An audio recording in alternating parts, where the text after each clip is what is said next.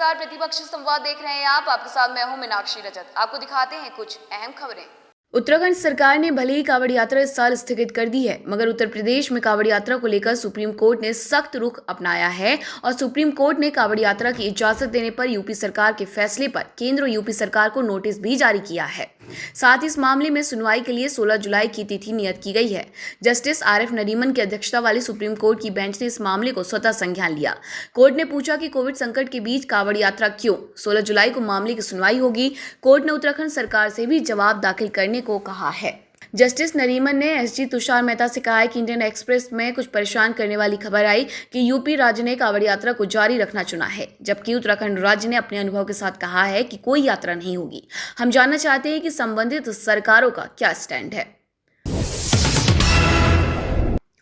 BJP के राष्ट्रीय media प्रमुख अनिल बलूनी ने हाल ही में एटॉमिक एनर्जी मंत्रालय के मंत्री जितेंद्र सिंह से मुलाकात की थी और उन्होंने उत्तराखंड में कैंसर का अस्पताल बनाने पर चर्चा की। बता दें कि काफी लंबे समय से अनिल बलूनी प्रदेश में कैंसर का अस्पताल बनाने के लिए कवायद कर रहे हैं। ऐसे में अब उन्होंने सभी को खुशखबरी दी है। उन्होंने एक पोस्ट लिखकर कहा है कि एक सपना जो सच होने के निकट है। कैंसर से ग्रसित होने पर मुंबई में अस्पताल के बिस्तर पर मैं हमेशा सोचता था कि जिस स्तर का उपचार मुझे मिल पाया है, क्या ऐसा उपचार आम उत्तराखंडी को मिल पाएगा?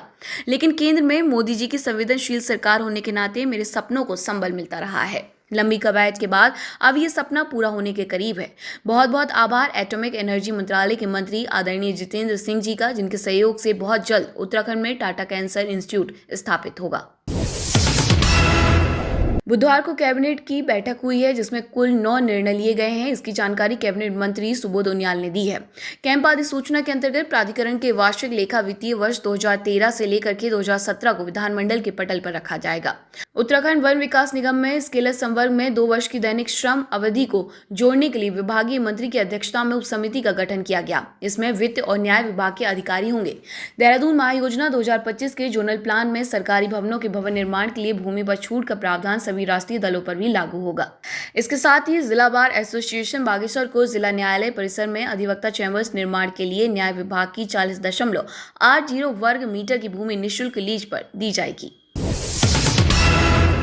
विश्व स्वास्थ्य संगठन ने कहा है कि कोरोना का नया स्वरूप डेल्टा दुनिया भर में तेजी से फैल रहा है। इसके चलते उन्होंने दुनिया के तमाम देशों को आगाह करते हुए कहा है कि 104 देशों तक पहुंचने वाला डेल्टा वेरिएंट जल्द ही पूरी दुनिया में कोरोना के स्वरूपों में सबसे अधिक हावी हो सकता है। WHO प्रमुख टेड्रोस एडहेनॉम गैब्रियोस ने कहा है कि पिछला सप्ताह ऐसा चौथा सप्ताह था जब दुनिया भर के मामले बढ़ने का सिलसिला लगातार जारी रहा।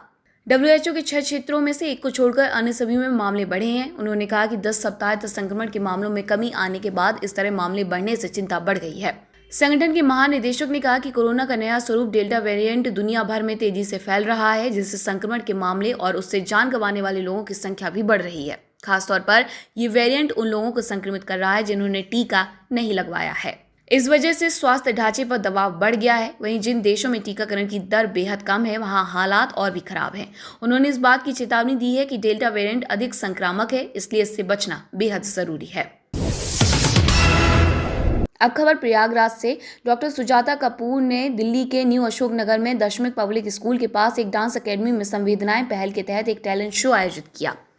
संवेदनाएं सभी स्पेशल बच्चों के लिए हैं और उन बच्चों के लिए जो ऑटिज्म नामक न्यूरो डिसऑर्डर से पीड़ित हैं, उनको मंच प्रदान करता है। अपना टैलेंट दिखाने के लिए बिल्कुल निःशुल्क इसके लिए बच्चों से कुछ भी चार्ज नहीं लिया गया। स्पेशल बच्चों के साथ नॉर्मल बच्चों को भी संवेदनाएं एक मंच प्रदान करता है। इस शो में सभी बच्चों ने बढ़ चढ़कर हिस्सा लिया और अपनी कला का प्रदर्शन किया। इसमें नॉर्मल बच्चे भी थे और ऑटिस्टिक बच्चे भी।